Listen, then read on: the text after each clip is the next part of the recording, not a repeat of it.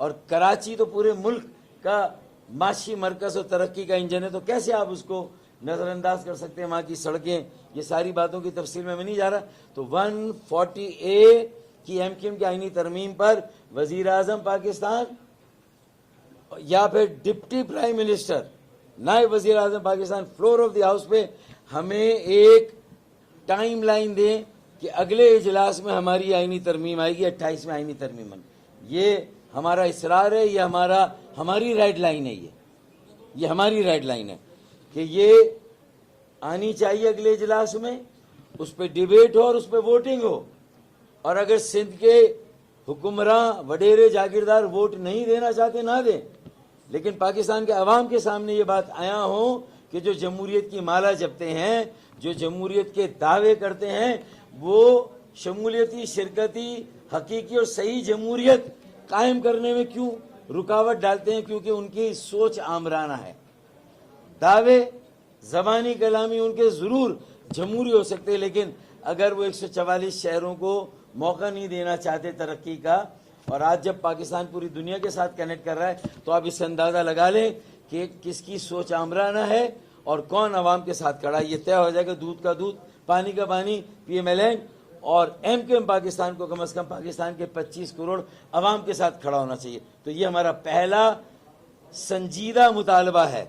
और दूसरा, PDM 1 से लेकर अब तक गवर्नरशिप MQM को दी गई, MQM की थी, MQM के साथ भी एक माहिदा हुआ है भाई। अगर बाला ही बाला पीपल्स पार्टी के साथ आपने माहिदा करके, आपका कोटा है ना, आपका गवर्नर है वजीर आजम पाकिस्तान, और जो वजीर कानून वफाकी आजम नज़ीर तारर ने ये कहा था हमारे उस वक्त के मुज़ाकरात में जब हुकूमत कि हमने तो आपके लिए ही गवर्नरशिप ली है सिंध की, तो जब भाई हमारे लिए ली तो आज हमसे वापस कैसे ले ली? तो हर हाल में MQM पाकिस्तान का गवर्नर होना चाहिए। और ये बजट सेशन में हमें अपनी गवर्नरशिप वापस चाहिए हमें। और आज तक किस गवर्नर की परफॉर्मेंस कैसी रही है ये दुनिया जानती है। फिर ये MQM को मालूम है कि गवर्नरशिप MQM को मिलती है बजट सेशन में, तो फिर कौन गवर्नर होगा, ये बात भी तय है हमारी। तो मेरे ख्याल में ये दो बुनियादी मुतालबे हैं, ये रेड लाइन ही है तकरीबन। और हमने किसी को जब ये दिया था तो उन्होंने भी लाल कलर के मार्कर से हमारे इन दो मुतालबात को उन्होंने भी कलर किया है। तो मतलब उन्होंने नोटिस तो लिया है। अब कल क्या जवाब आता है हम उसका इंतज़ार करते हैं, उसी पर फिर परसों बजट में हमें पेश होगा तो हमें क्या करना है फिर हम फैसला करेंगे कल इंशाअल्लाह। ये मुतालबात तो आपने कर दी है, ये नहीं होते तो आप लोगों ने पहले भी कहा था कि गवर्नर सिंध जो है उसकी बहाली के साथ बजट की का साथ देना या मंजूरी जो जवाब जुड़ी, तो क्या ये सब कुछ होगा? तो फिर अगर नहीं होगा तो फिर क्या होगा? देखें, हर फिल्म में एक क्लाइमैक्स आता है ना, और क्लाइमैक्स में होता है कि अगर ये नहीं होगा तो वरना का जवाब इतनी जल्दी तो नहीं मिल सकता ना, वरना तो उसी वक्त होगा, वरना का जवाब तो उसी वक्त होगा। लेकिन हमने रेड लाइन कहाँ है यार? ये कोई हम हमेशा बजट पास करें, हम हर आपकी कानून साजी पास करें, 26 में आईनी तरमीम में हमें खामोश करा दें आगे के वादे वईद और तसल्लियाँ देकर, तो ये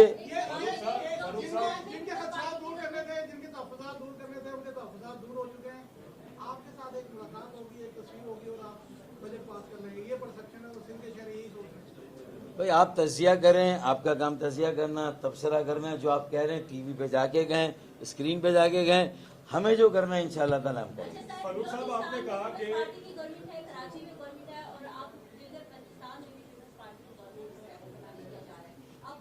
और मेयरशिप भी कराची की और हैदराबाद की डिलिमिटेशन में धांधला करके जी।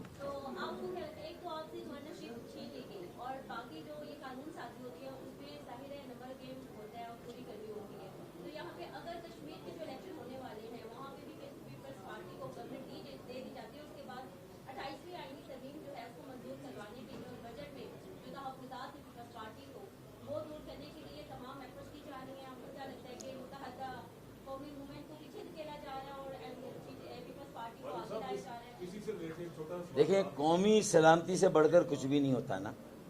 ये जो 18 सालों से सिंध में हो रहा है, और जिस तरह वहाँ लूट मार है, बदउनवानी है, करप्शन है, इतनी नैब की फाइलें तैयार हैं। मतलब ऐसा नहीं है कि उन पर मुकदमात बने नहीं हैं या उन पर नैब की फाइलें नहीं बनी हैं, सब बनी हैं। अब वो फाइलों पर अमल दरामद कब होगा? कौमी सलामती को ऐसे खतरात के फिर जिनसे निपटना मुश्किल हो, उससे पहले उन फाइलों को बाहर आ जाना चाहिए।